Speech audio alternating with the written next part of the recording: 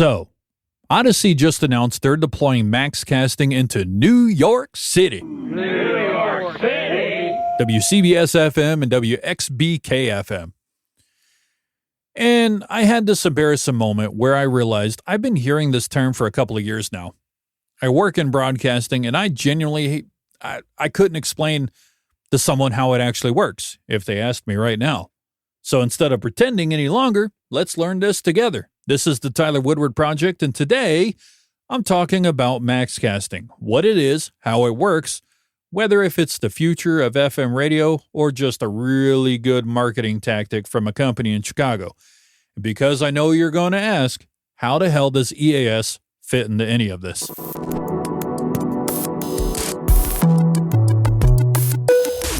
Let me start with the problem MaxxCasting is trying to solve, because none of this is going to make sense without that. FM radio has a dirty secret. Your main transmitter is on top of a tower somewhere pumping out the signal. Coverage maps look great, right? Big, confident circles, lots of color. But those maps were drawn assuming ideal conditions and rooftop antennas. And that's not where your listeners are. Real listening is happening down in the cars, maybe 6 feet off the ground, moving through city streets, threading between buildings, rolling through valleys. Terrain eats signal. Buildings eat signal. Geo Broadcast Solutions, GBS, the company behind MaxxCasting, and no, this is not sponsored, says as many as 80% of FM stations don't fully cover their own licensed service area because of this. 80%. So for decades, the fix was throw up a booster transmitter. Same frequency as the main, extra power, fill the gap. Simple idea. The problem is in the overlap zone, where the main signal and the booster signal are both hitting your car radio at the same time from slightly different distances. They arrive a tiny fraction of a second apart. That tiny little misalignment, that fraction of a second, turns your audio into a muddy, hollow, fluttery mess. Listeners are going to tune away. Engineers cringe. Nobody wins. That's the problem MaxxCasting was built to solve. Okay, so what actually is it? MaxxCasting is a system developed by Geo Broadcast Solutions in partnership with Gates Air, who makes the transmitter hardware. At its core, it's a synchronized network of multiple low-power FM booster transmitters, strategically placed around a market, all locked to the same frequency as your main station, all carrying the same content and perfect time alignment with each other. The key word is synchronized. GBS basically borrowed a page from the cellular network engineering playbook. They looked at how cell carriers build overlapping coverage with no dead zones and said, we can do this for FM. The system uses Gates Air Flexiva transmitters and their Intraplex Synchrocast IP distribution system to lock every booster node to the same audio timing as the main. When your car radio moves from the main signal into the booster zone, the transition is completely seamless. Your ears don't notice. Your radio, it doesn't stutter. Your PPM meter doesn't miss a beat. And this isn't just point some antenna at a city and hope for the best. The boosters are they're low to the ground, highly directional, pointed precisely where the coverage gap is. GBS does all the network design using high-resolution terrain data, actual building heights, real-world field measurements. And not only that, but they're using vehicular traffic patterns. They're treating it like a cell deployment, which means it's actual engineering instead of guesswork. Now, here's why a broadcaster actually cares about this beyond, hey, it just sounds better. If your signal is too weak, or too distorted in part of your market, the Nielsen portable people meter, the little pager-looking device Nielsen uses to measure radio listening, it can't decode it. No decoded signal means no measured audience. No measured audience means those listeners, don't exist as far as your ratings are concerned. And no ratings means advertisers aren't paying for them. You're broadcasting to real people, but they don't statistically exist. MaxxCasting fixes that. In San Francisco, GBS helped Bonneville upgrade 3 stations, and by December 2025, 4 of the top 5 FM stations in the market were MaxxCasting licensees. KQED, Public Radio. KQED-FM San Francisco, KQEI-FM North Highlands, Sacramento. Good afternoon. The time has held the number 1 overall station position in San Francisco since activating MaxxCasting. Audacy then deployed it on KLLC and KITS and added 7 booster nodes that extended their reach to another 800,000 people in the South Bay. Nationwide, GBS claims 13 million incremental listeners added across all deployments.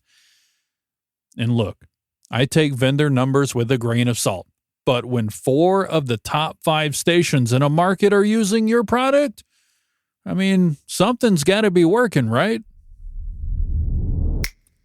So, who's actually using this thing? As of late 2025, GBS has deployed in 11 markets: San Francisco, Los Angeles, Chicago, San Diego, Miami, Baltimore, Boston, Cleveland, Las Vegas, San Jose, and St. George, Utah. New York City and Atlanta, they're in the design phase right now. 6 of the top 10 Nielsen radio markets either have it or are working on getting it. And it's not just commercial radio either.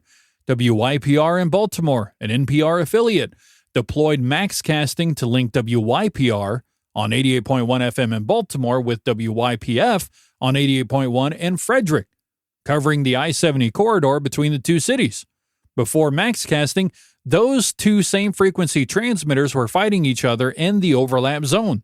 Now they're synchronized. Problem solved. The deployment spans Bonneville, Audacity, Spanish Broadcasting System, the Educational Media Foundation, West Virginia Radio Corporation, a genuinely, broad mix of group owners and independents. All right. How complicated is this for engineers? Be honest. Well, the honest answer is it's a real project, not a plug-and-play box.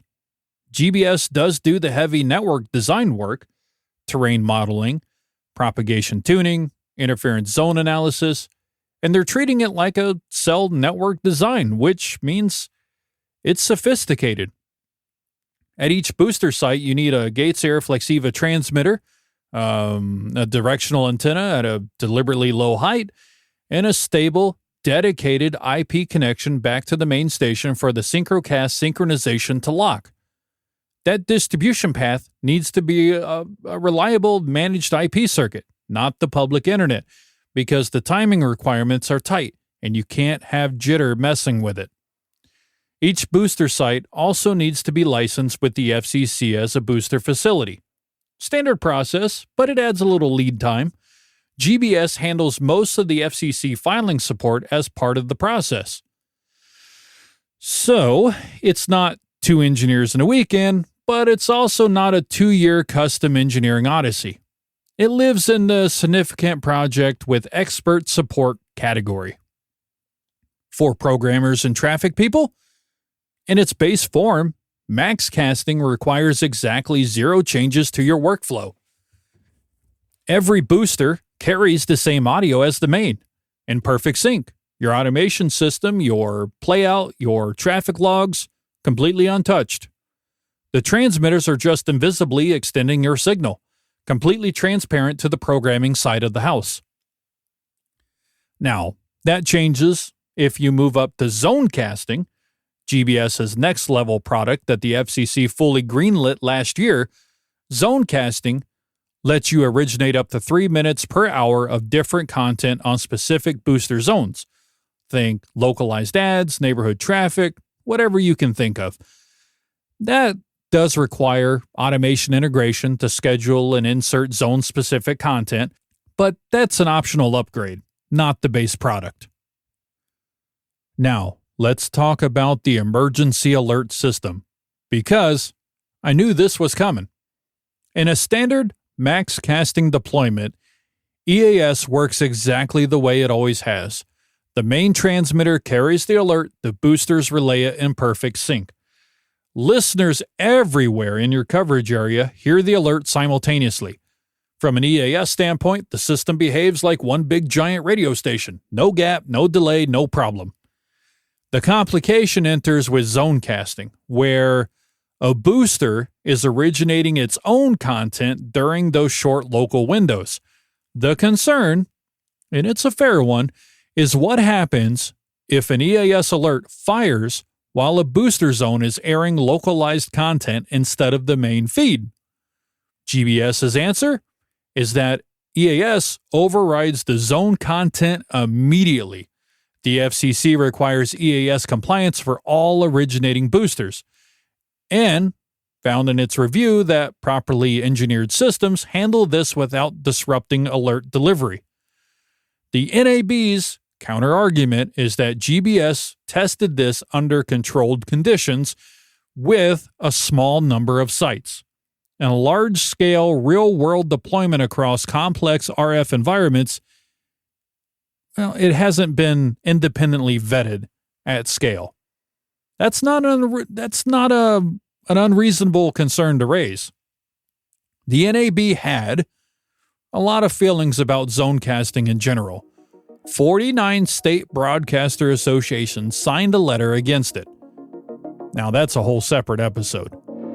For the pure MaxxCasting simulcast case, which is what most deployments are right now anyways, there's no EAS concern worth losing any sleep over.